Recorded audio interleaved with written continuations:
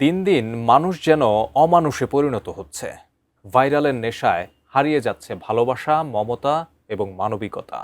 দুর্ঘটনার শিকার কাউকে সহযোগিতা নয়, মুঠোফোনে ভিডিও ধারণ করতেই হুমড়ি খেয়ে পড়ে মানুষ।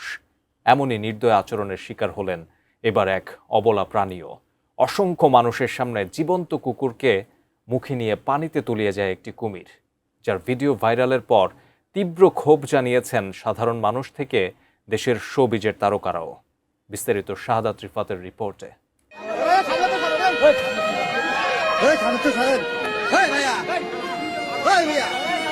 এমন নির্মম ঘটনা উপস্থিত অসংখ্য মানুষের সামনে। জীবন্ত কুকুরটিকে এভাবেই মুখে নিয়ে দিঘির গভীর পানিতে তলিয়ে গেল কুমিরটি।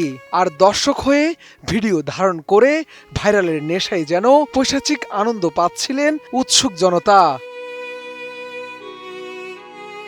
ঘটনাটি বাগেরহাট জেলার হযরত খানজাহান আলীর মাজারের দিঘিতে, যার ভিডিও সম্প্রতি সামাজিক যোগাযোগ মাধ্যমে ছড়িয়ে পড়েছে।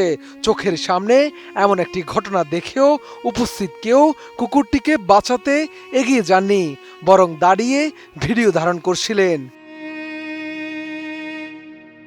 এমন ঘটনা অমানবিকতার দৃষ্টান্ত উল্লেখ করে তীব্র ক্ষোভ ও হতাশা প্রকাশ করেছেন দেশের শোবিজ তারকারা। সামাজিক যোগাযোগ মাধ্যমে ছড়িয়ে পড়া এই ঘটনার ভিডিও দেখে মর্মাহত হয়েছেন গায়ক তানজিব সরোয়ার। তিনি তার ফেসবুক স্ট্যাটাসে লিখেছেন, মৃত্যুর আগ পর্যন্ত তাকিয়েছিল, শেষ মুহূর্ত পর্যন্ত কুকুরটি ভেবেছিল ওর এই বিশ্বস্ত লোকটা তাকে বাঁচাবে। কিন্তু এখানে কুমিরের দোষ নেই, কারণ কুমিরের খিদে পেলে সে দেখা মাত্রই খেয়ে ফেলে। আর এখানে নিরীহ কুকুর, এটাই কি মনুষ্যত্ব? নোভা এলইডি টিভি, ঝকঝকে ছবি, নিখুঁত শব্দ, 5 বছরের ওয়ারেন্টি। নোভা মানি সঠিক মান, নিশ্চিত সেবা। সমাজে মানবিকতার এমন চরম বিপর্যয়ে দেশের মানুষের মানসিকতা নিয়ে কড়া সমালোচনা করেছেন অভিনেতা ইরফান সাজ্জাদ। তিনি তার ফেসবুক স্ট্যাটাসে লিখেছেন, ঘটনাটা এতক্ষণে হয়তো আপনারা সবাই জানেন, আসলে এই দেশে মানুষের চেয়ে অমানুষের সংখ্যা বেশি, সভ্যদের চাইতে অসভ্যর সংখ্যা বেশি।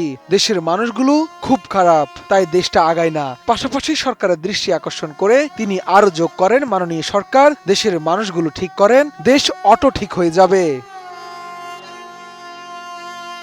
প্রাণী অধিকার রক্ষায় বরাবরই সোচ্চার জনপ্রিয় অভিনেত্রী জয়া আহসান। তিনিও এই ঘটনায় একটি পোস্ট শেয়ার করে নিজের টাইমলাইনে ভক্তদের সঙ্গে ভাগাভাগি করেছেন। সেই পোস্টে অভিনেত্রী লিখেন, একজনের কন্টেন্ট বানানো আর মজা করার জন্য যে তাকে নির্মমভাবে অনর্থক মরতে হবে এটা সে বোঝেনি, বোকা কুকুর।